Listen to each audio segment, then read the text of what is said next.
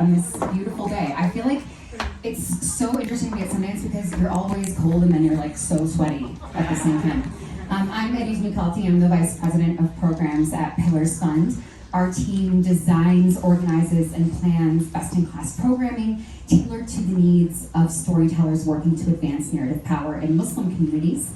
And we curate, select, and fund storytellers to achieve that goal. We execute events that give leaders a space of spiritual refuge as they grow their skills. And today, I'm really incredibly honored to be in conversation with some phenomenal storytelling leaders for a panel we're calling Filmmaking Against the Odds. And I have a little bit to say about that title, but before I do that, I want to invite our incredible panelists up to join me. So please give a warm welcome, first of all, to President and Executive Producer at Cloud Woman Media, and one of Time's 12 leaders shaping the next generation of artists, Bird Runningwater, a legend.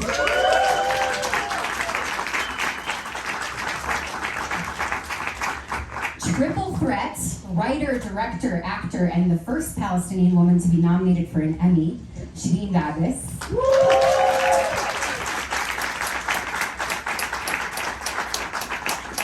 Singular and self-made writer and director by way of interior design, and we talked to him about that. Rohan Kanawade. And an award-winning documentarian. I would be remiss not to mention that I'm also very proud. She's one of our beloved 10 Pillars Artist Fellows this year, the great Amber Faddis.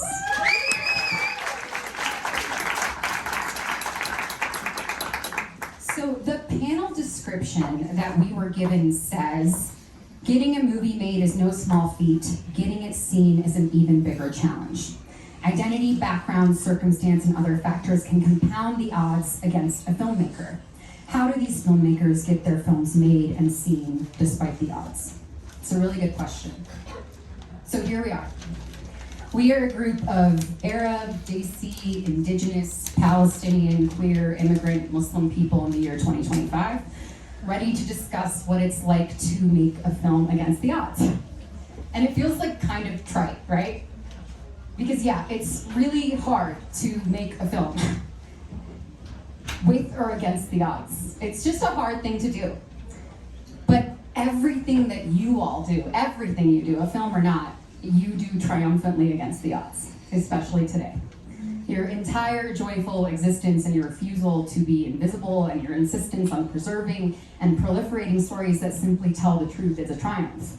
So I just wanted to start out by saying that, because I think given the relentless events of the last, 2 centuries, the genocide that paved this country's existence and the one that we continue to bankroll into 2025, to the fires burning in my home city of Los Angeles because of our refusal to learn to love the land, to the idea that someone would ever again try a fool's errand of telling another person who they're allowed to love or what they're allowed to be called.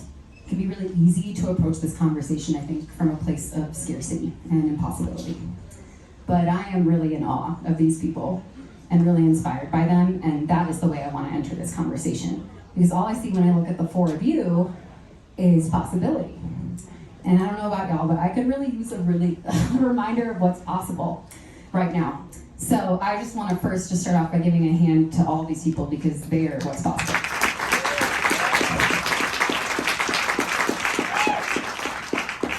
And now I want you to talk.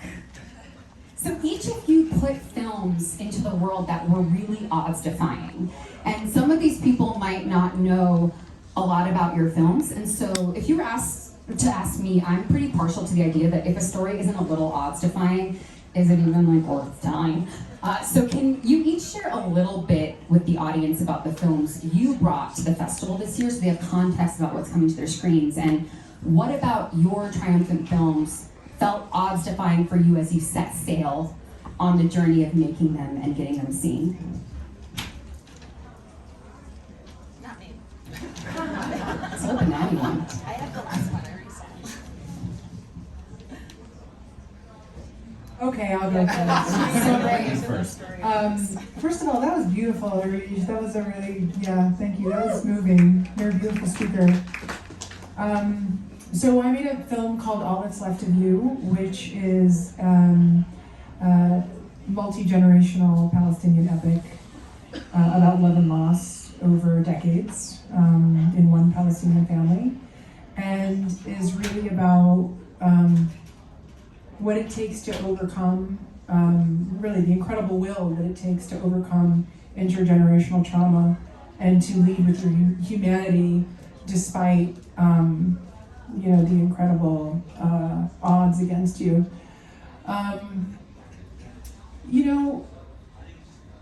It's a film that's really sprawling in that it covers more than 75 years of Palestinian history and is a story that's not really been told. So that felt kind of massive to take on to begin with.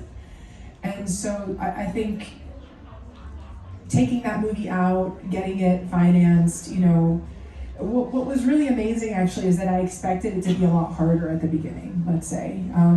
But I kind of quickly found my collaborators and my producers, and we got a really incredible response from public funds in Europe, which was amazing. So we put the movie together through European public funds in the Middle East, and some private equity and donations. And then we went to Palestine to prep the film. And I should have known that it came together a little too easily, and that I was, that it was not going to continue to be easy. But basically what happened with us is that we prepped the entire movie in Palestine. We were prepared to shoot all over the country. And then when we were 2 weeks away from shooting the film, my foreign crew had just arrived. We had amassed a massive warehouse of carefully curated period props and set dressing. We had begun construction on our locations. We had already chosen every location for the film. We had taken the crew all over the country to walk through the shooting plans at every single location. And very shortly after that, just a short 2 weeks away from shooting, we were forced to evacuate. For obvious reasons, this was late, 2023, and we all know what happened. From that moment, the movie, basically, it was just every moment after that was like a Herculean effort to just keep going, to keep the movie going. I suppose it's the risk you take when you go into occupied territory to make a film. And so after that, we ended up just trying to scramble to figure out where we're shooting, how we're going to make it work, how we're going to raise more money, because we lost all of that money prepping the film, and we weren't able to shoot it there. And then we had to, basically look for Palestine everywhere but Palestine. We had to rebuild Palestine in places like Greece and Cyprus. We had to get all of those beautiful props out of Palestine. We had to get our cast and crew out at a time when embassies were closing. And we were literally meeting with ambassadors, begging them to help us and get visas for my crew. It was really probably one of the most challenging things I've ever done in my life. I found myself not just directing a film that I was also acting in, but also kind of leading a corporation that was quickly sinking and going under if I didn't hurry up and find more financing.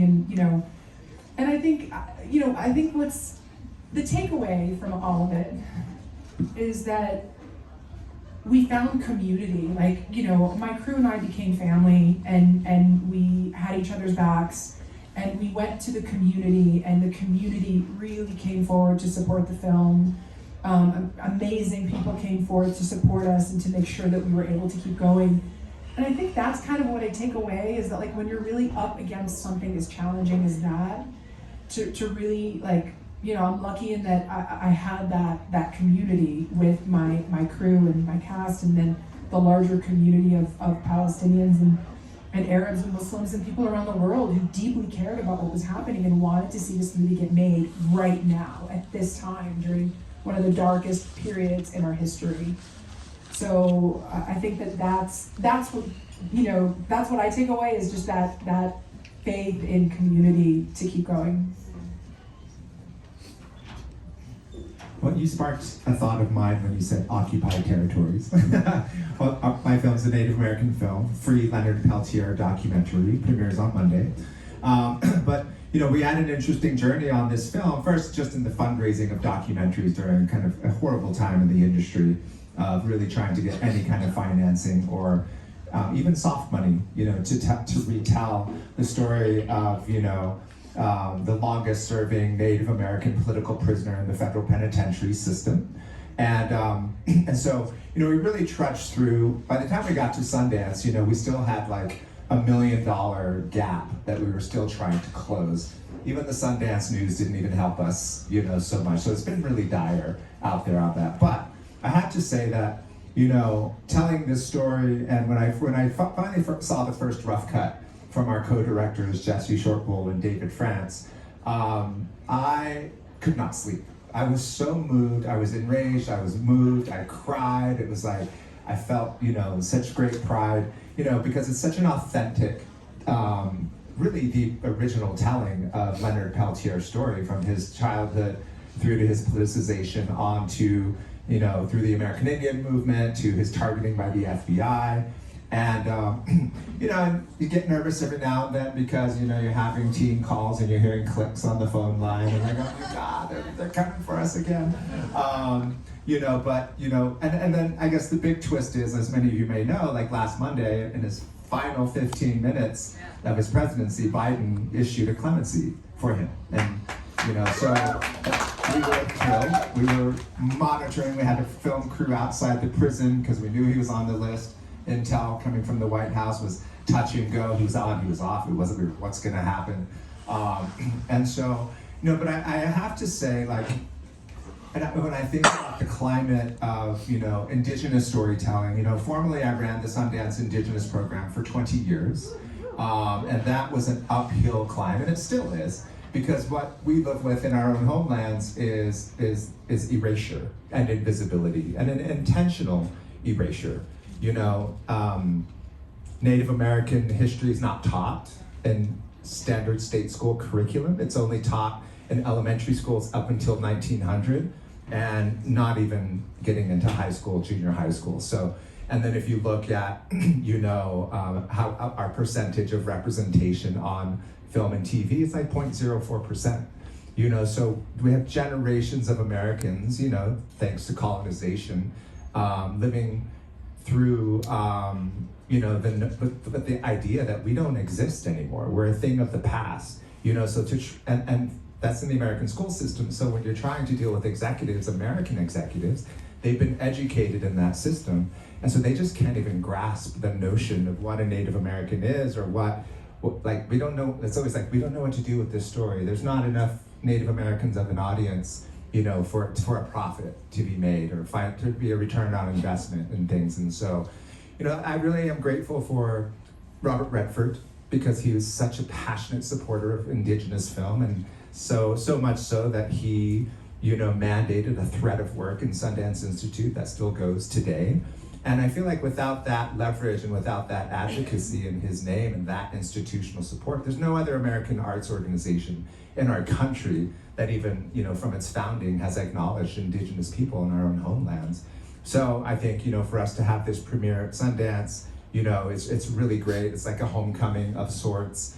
We're also kind of weirdly celebrating, Leonard Peltier's release, after 50 years in prison, and he's so frail, and he doesn't get released until the 15th, and we're just, really hoping and praying that all goes well in the meantime. And so I think it's on a very tragic day, like Inauguration Day last week, it gave the Indigenous community in the States something to celebrate, for once in our history. And so I just feel really proud to be able to premiere that film on Monday and let people see Leonard's story. Wow. Okay, hi. So the title of my film is Sabar Bonda. In English, it's called Cactus Pears. So it's a story of a romance between two men, which happens during 10-day grieving period in rural India. So the idea came to me actually when I was mourning my father in 2016 in my ancestral village. And before that, for 10 years, I had avoided going to my village because when I was about to finish my schooling, all our relatives had already started talking about my marriage. I was not out to anyone that time, and I just didn't want to get into those conversations, so it was best to avoid everything. But when my dad passed away, my mom thought that we should go to the village because most of our relatives stay there. So at least they could meet us, and they can be there for the 10th day ritual. And I had no escape, and I had to go. And the thing that I knew was my dad was no more, so I had become the head of the family. I was 30, so everyone is going to talk about my marriage there. And that's what happened. We have in India, we have so many relatives, big families, and most of them I had never met, so everyone was actually stranger for me, and they were just talking about marriage. And all the time I kept thinking how I'm gonna escape this situation. And so the thought came to my mind that what if I had a friend over here who knew about my sexuality? I would have just sneaked out for a while and stayed away from this pressure. And that thought stayed with me, and that's when I thought that it's an interesting story actually. I can use it and change my claustrophobic experience of grieving, and make it a tender journey for the character. And that's when I started exploring this idea. Some of the other things also that actually shocked me during that time, which I thought should be part of this, was while we were preparing for the funeral, all of a sudden my relatives started saying that, oh, he's not married, so he cannot cremate his father. And I was like, oh, okay. And suddenly I realized that marriage is so important, it has so much importance in Indian culture. And I was like, I am doing this because I was the one who took care of my father and did everything for him, and I'm going to do it. Finally I did it, but for the 10th day when I was there, I could not really answer the question of marriage because I didn't want to lie, and then I didn't want to come out because my mother is really connected with all our relatives, and I didn't want to spoil that relation because if I come out, I didn't know how the relatives will respond and how they will treat my mother, so I had to just keep quiet and endure all the pressure and just go back. So I did all that, but in the film I tried to make it a little warm and tender journey for the central character. So even though there is death in the film, my whole goal was to make a film which is tender. So that's how this film happened. And so premiere is on this Sunday at Egyptian, 5:45 p.m. And this is the first ever Marathi language film to be selected at Sundance. Now they give you a little context to that also. So the first film that was made in India was made by this man who was from same community, who spoke the same language. And since then, no film from that language came to Sundance, and we make so many films each year in India. And India has so many different languages, it has very diverse culture. So this is the first time Marathi film is premiering at Sundance, so I'm really, really happy for that.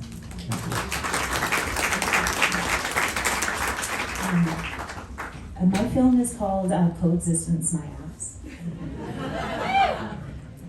And it's a film about Noam Schuster Ilyassi, who grew up as the poster child for peace in Israel-Palestine.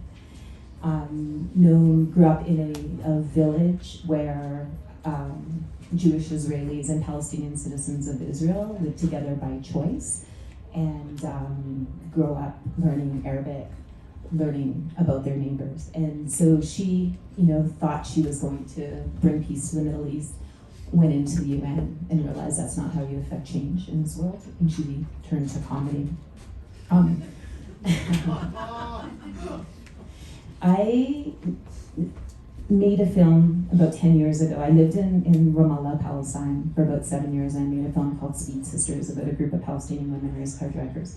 While I was in Palestine, I met Noam. So I've known Noam for 10, 15 years. And in about 2019, she came to the US and was developing her one-woman comedy show called Coexistence My Ass. And we met up in Brooklyn, and I was just like, is anyone filming this? Because this is wild. Like the film itself, or her one-woman show is really about poking fun at sort of the peace industry in Israel and Palestine and how it doesn't address the underlying issues that are preventing peace, which is, the occupation and the inequality. So I was just like, oh, this is brilliant. Let's, I'm gonna come to Boston. I have no idea whether you're funny. I'm assuming you're funny. You seem funny. I've never seen her perform.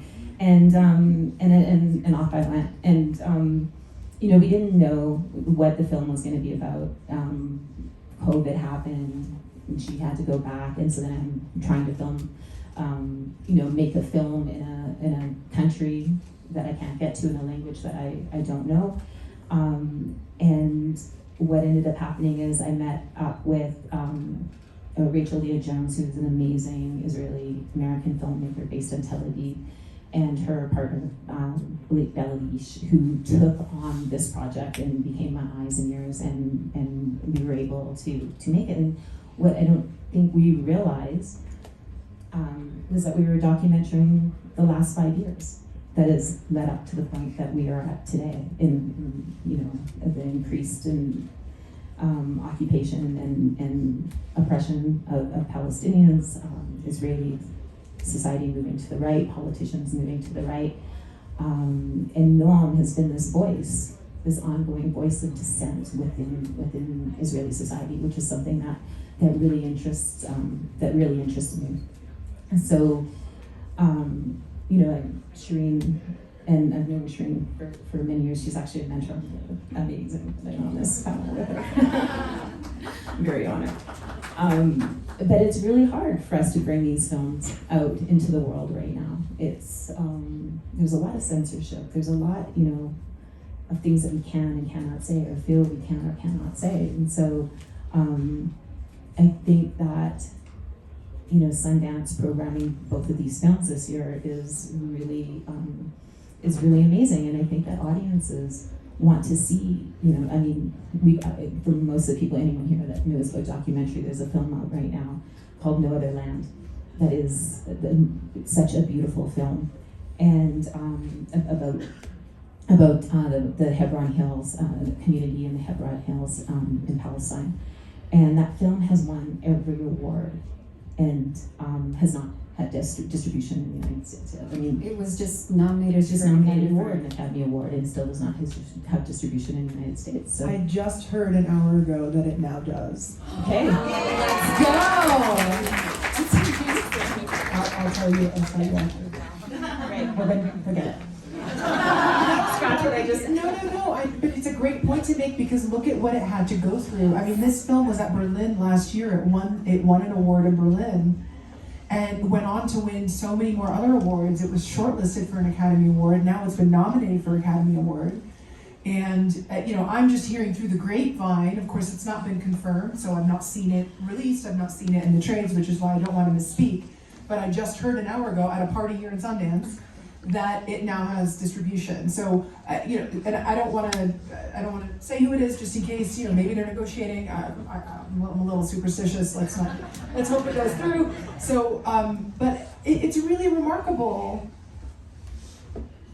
that this is a film that's co-directed by an Israeli and a Palestinian. So, that's a dream team, for so many, and it's really just astounding to me. And yet not. It's yeah, I don't know what to say other than it's surprising and it's not surprising, and it's tremendously sad that that's the climate that we're living in. Maybe the fact that there's a ceasefire now will shift things, but we're in a very risk-averse industry. But the good news is, as Amber was saying, is that audiences really want this content. Audiences want these stories.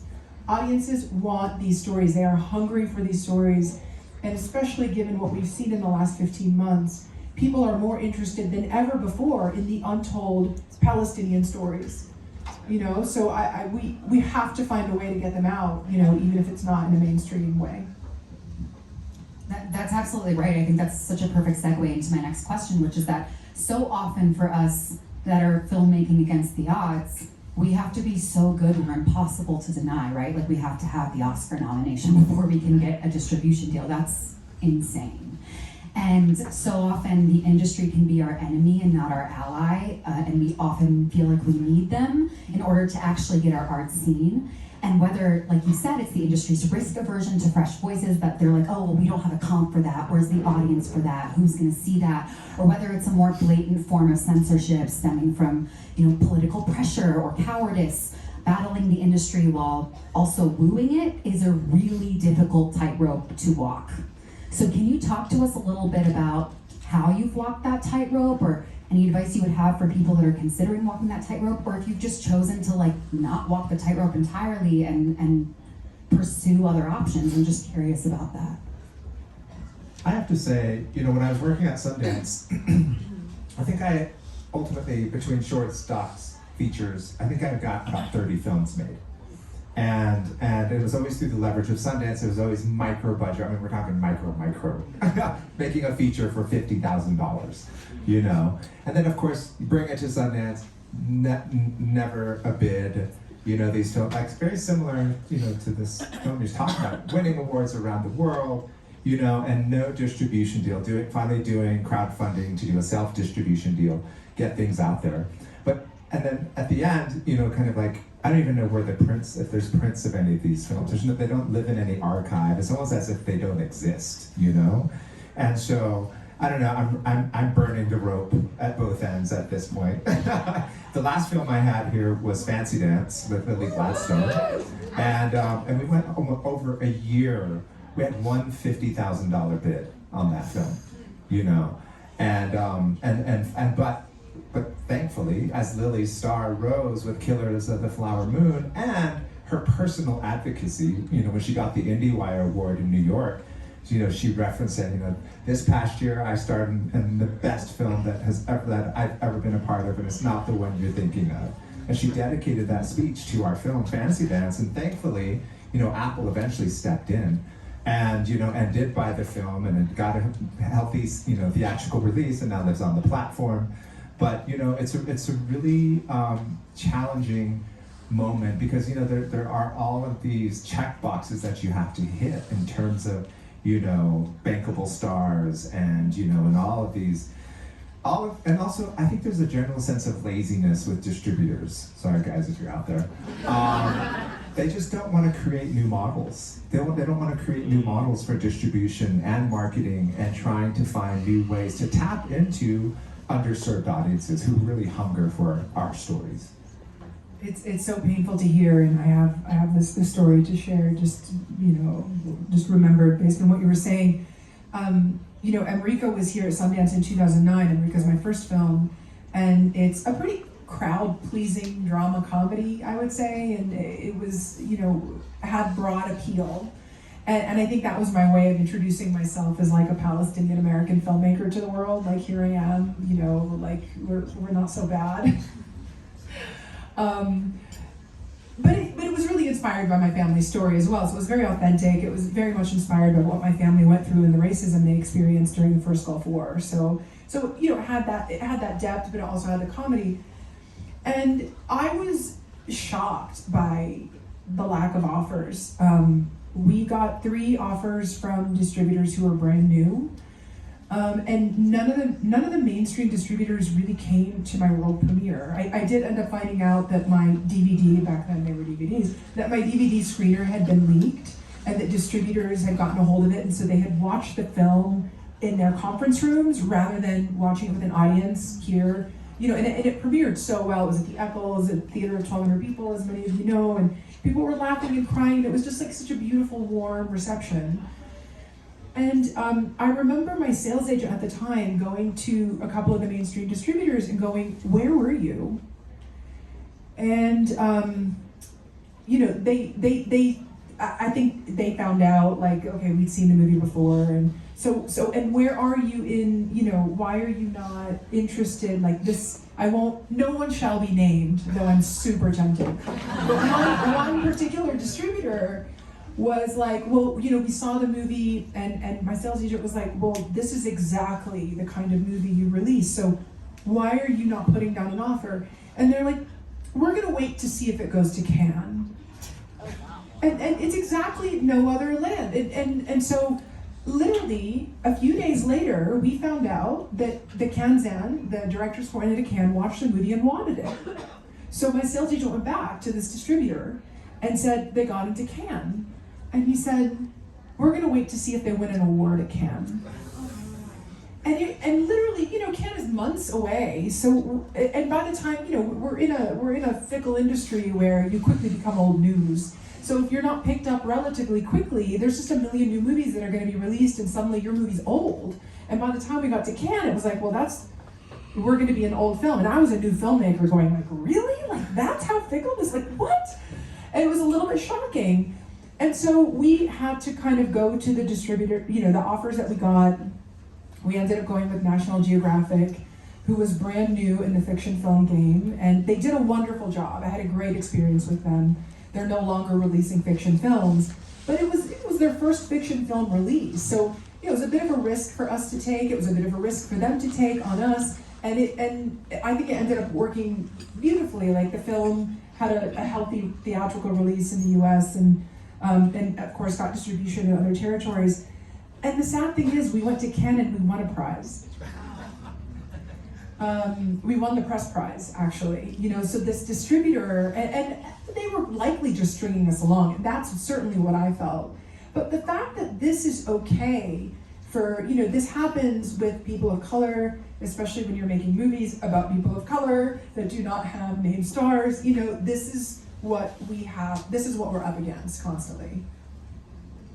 If I could mention, going back to Fancy Dance, I think one of the highlights and things that I was really proud of in terms of just our multicultural community, when it came to financing the film, it was actually Asian American financiers and Black financiers who stepped up to finance this Native American film. You know, and in the end, you know, with the Apple purchase price, you know, they actually made significant profit. You know, and so I think that was one of the new data points. You know, if you look at the purchase prices of Native American films, that's kind of like at the top. And I think another positive, I think outcome, Sydney Freeland, who's a Navajo trans director that I've worked with to make her first feature, Drunk Town's Finest, you know, she just did Resball, which is on Netflix, you know, our first studio film as a community for, I don't know, I think it's maybe somewhere around 30 million, I've heard, I'm not sure. But, you know, I think for another new data point, you know, for that to be hit, for a first Native studio film to be made, you know, I think there's still strides happening, you know, and I think that there's still kind of testing the audience still, I feel like. And so I just really, I really advocate for us to, you know, support one another's films, you know, make sure that we all go to see these films of all these other different communities, because I think we have so many great shared experiences. And talk about them, help us create the buzz that we need, and go see them in theaters. I had an experience recently, because I make documentaries and I'm not a cinematographer, so often I don't make many, like this is my second documentary in 10 years because it's too hard to do it more than that, to do an independent documentary. Can you tell them how long it took to make this film? 5 years, I mean 2019, 5 years it took me to make Speed Sisters as well. I needed a 5-year break in between, you know, like, but it's really hard with independent documentaries, especially around issues of, you know, of Palestine, of Muslims. I feel like Arabs are pitted with like South Asians. Like there's only so many films of that genre that people would make. But I did have an experience last year where I was asked to direct a branded content piece for WhatsApp. And the piece was about a group of Afghan women soccer players, young like teenagers, who had to escape from Afghanistan in 2021 when the Taliban came. And they asked me, like I had to pitch, but I ended up winning the pitch, and they had me come in and direct this film. And what was really interesting is that it's a company called Modern Arts that were executive producing it, and they really allowed me, and WhatsApp really allowed me to tell the story that I felt that we needed to tell about this community. They you know, had product placement and stuff that they needed, because it still is, it's a branded content piece. but they really allowed me to lead the creative. And that film ended up winning, I think it was like 4 or 5 Cannes Awards. It's won every sort of advertising award that you can imagine. And it was like, what I took from that is that people want to see these authentic stories, right? Like it's the audiences, and it resonates with them. And so I always question, like, why is it so hard for us to make these films? Like, why is it so hard to get these films out when it's obvious that there's an audience for it? When I started writing this film in 2020, it was just that I was feeling nice when I was writing. And so I said, you know what, I'll just keep writing. Because before that, when I was exploring feature film writing, while writing, I had so many thoughts, and I will make it, and this and that, and so many things, but never happened. So when I was writing this, I was like, I don't know if I'll get to make this film, but I just want to write it because it's making me feel nice, and I'm like trying to reimagine that whole period of my life. So I was just happy, so I just wrote it.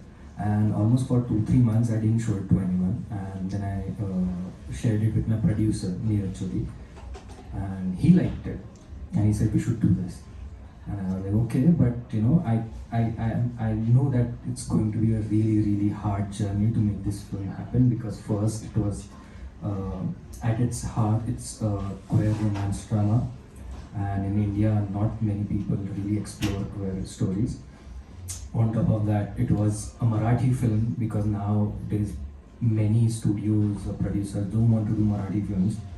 Then I was specific with its treatment, that I don't want any background music in the film.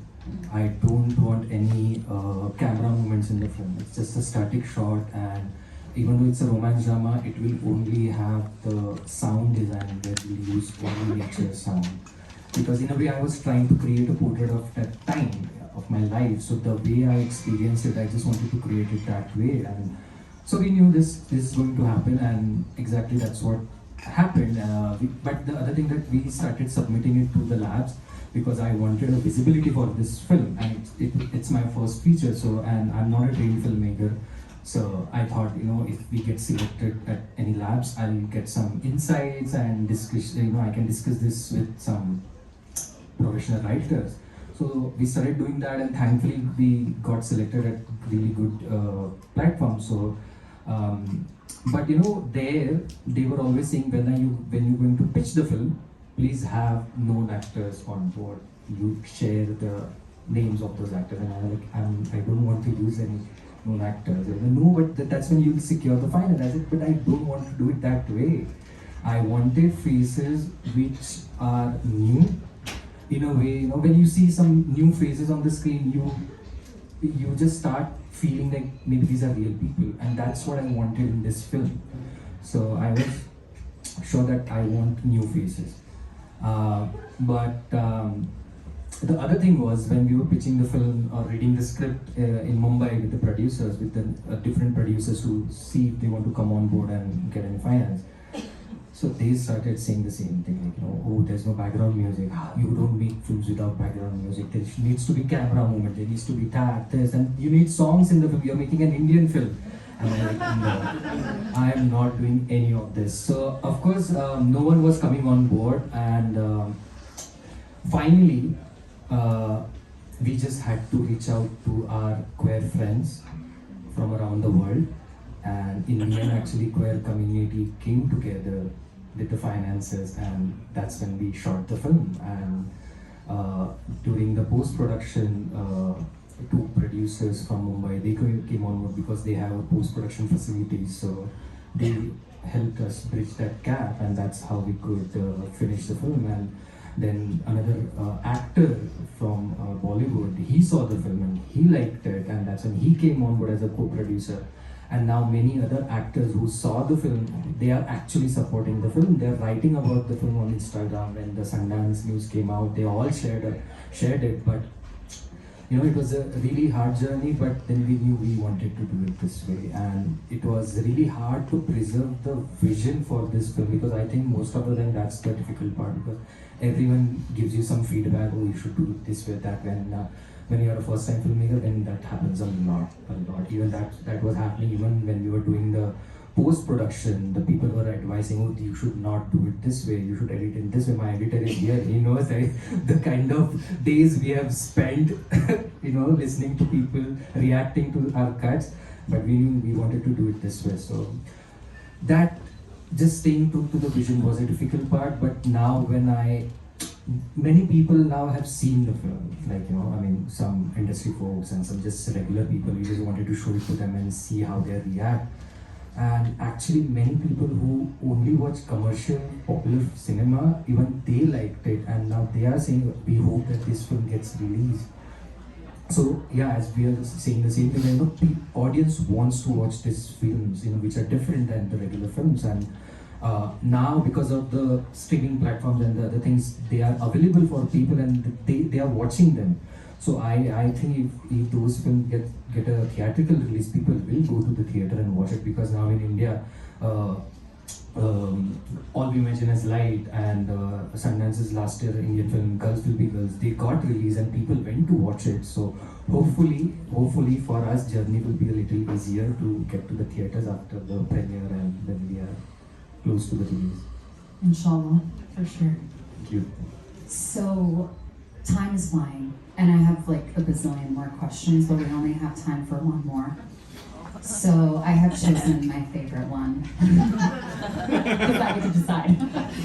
So, in 2 or 3 minutes each, I would love for you to share with our audience, what do you hope for people to feel, experience, understand, or do when and after watching your films?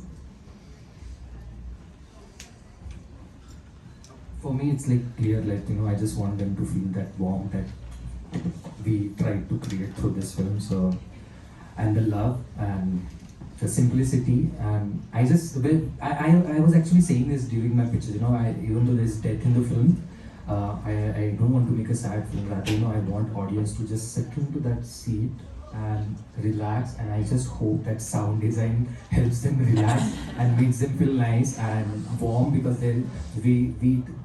India has, when we shot the film, I wanted to use the heat of the day, so there's that heat, so I just hope that when audience goes into the theater, they just feel warm and cozy. That's such an interesting question, because when I was a decision maker at Sundance, I used to ask that of directors and writers.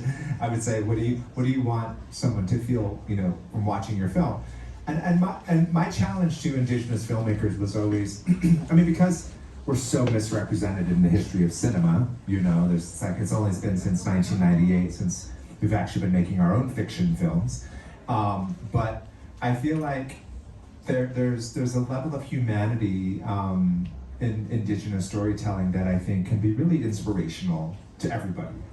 And my ultimate goal is for the broadest audiences possible to see themselves in an Indigenous story. And I think that really requires a lot of excavation down to a very humane level, in order for connection to happen, which is really difficult given the complexities of each of our histories, it's like just to really get into those really human spaces.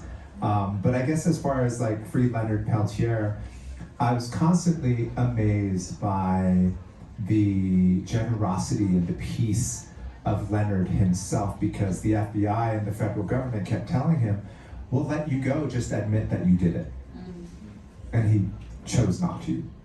He's like, I didn't. That's not my truth. And I can't live, a non-truth, even just to be free.